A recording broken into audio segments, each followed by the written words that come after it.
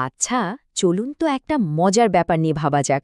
মানে ইতিহাসের সেই সব বিখ্যাত মানুষেরা, মানে লেজেন্ডরা, যদি আজকের এই ডিজিটাল যুগে বেঁচে থাকতেন তাহলে ঠিক কী করতেন?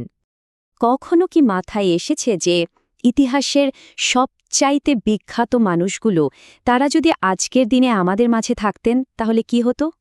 মানে ভাবতেই তো কেমন একটা অবাক লাগে, তাই না? তো চলুন প্রথমেই শুরু করা যাক বিজ্ঞানের জগতের কিছু সুপারস্টারদের দিয়ে। আচ্ছা, দেখা যাক তো তারা এখনকার এই প্ল্যাটফর্মগুলো ঠিক কিভাবে কাজে লাগাতেন। আমাদের তালিকার একদম প্রথমে আছেন এমন একজন যার নাম শুনলেই মাথায় আসে থিওরি অফ রিলেটিভিটি। হ্যাঁ, ঠিকই ধরেছেন, স্বয়ং অ্যালবার্ট আইনস্টাইন। একবার শুধু ভাবুন তো, উনি যদি এখন থাকতেন তাহলে হয়তো একটা টিকটক অ্যাকাউন্ট খুলে সোজা বলে দিতেন E=mc²। বুঝতে পারছো না?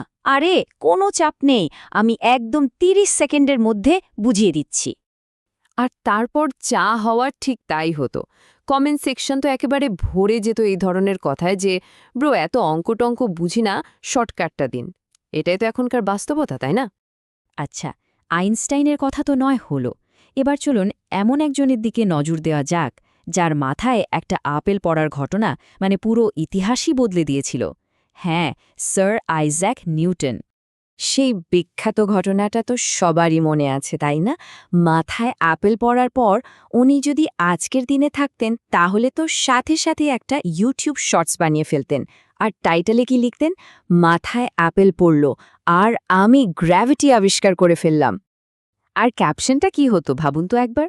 ওটা তো নিশ্চিতভাবেই হতো স্পন্সার্ড বাই অ্যাপল। কি দারুণ একটা জোক হতো, তাই না? তো বিজ্ঞানের জগৎ থেকে বেরিয়ে এবার একটু শিল্প আর ক্ষমতার দুনিয়ায় যাওয়া যাক, কেমন? দেখা যাক সেই জগতের প্রভাবশালীরা আজকের দিনে ইনফ্লুয়েন্সার হলে ঠিক কেমন হতেন।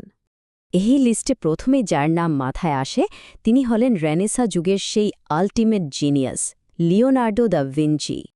একবার ভাবুন, উনি যদি আজকের দিনের ফটোশপ, এআই বা বিভিন্ন ড্রয়িং অ্যাপ ব্যবহার করতেন তাহলে এমন সব ডিজাইন তৈরি করতেন যে সবাই অবাক হয়ে জিজ্ঞাসা করত, এটা কি আসল নাকি এআই দিয়ে বানানো? মানে ওনার প্রতিভা আর আধুনিক প্রযুক্তি মিলেমিশে একদম একাকার হয়ে যেত। শিল্পের জগৎ থেকে এবার সোজা চলে যায় ক্ষমতার করিডোরে। দেখা যাক নেপোলিয়ন বোনাপার্ট আজকের দিনে ঠিক কী করতেন। আচ্ছা, ওনার ইনস্টাগ্রাম বায়োটা একবার ভাবুন তো কেমন হতো। প্রথমে লেখা থাকত শর্ট কিং, পাশে একটা রাজার মুকুটের ইমোজি, তারপর কঙ্কারার, আর শেষে মোটিভেশনাল স্পিকার। মানে একদম পারফেক্ট ইনফ্লুয়েন্সার প্রোফাইল। আর উনি তো নিশ্চিতভাবেই মোটিভেশনাল রিলস বানাতেন।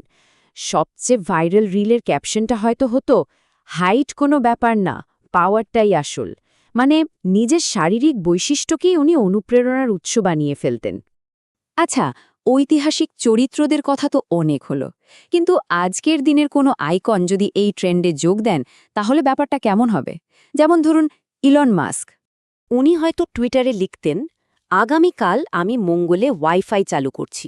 আর তারপর যা হয়, কমেন্ট সেকশন তো ভরে যেত এই ধরনের কথায় যে ভাই আগে পৃথিবীটা তো ঠিক করুন। তবে এইসব মজার কল্পনার বাইরেও কিন্তু একটা বেশ গভীর প্রশ্ন থেকে যায়, আমরা কেন এই ঐতিহাসিক চরিত্রদের নিয়ে এত ভাবি, আর তাদের থেকে আজকের দিনে আমাদের শেখারই বাকি আছে? দেখুন, আসল কথাটা হলো এই মানুষগুলো শুধু মজার কোনো চরিত্র ছিলেন না। আমরা তাদের নিয়ে যতই ঠাট্টা মশকরা করি না কেন, তাদের অবদান কিন্তু অস্বীকার করার কোনো উপায় নেই। আমাদেরকে তাদের আসল প্রভাবটা বুঝতে হবে।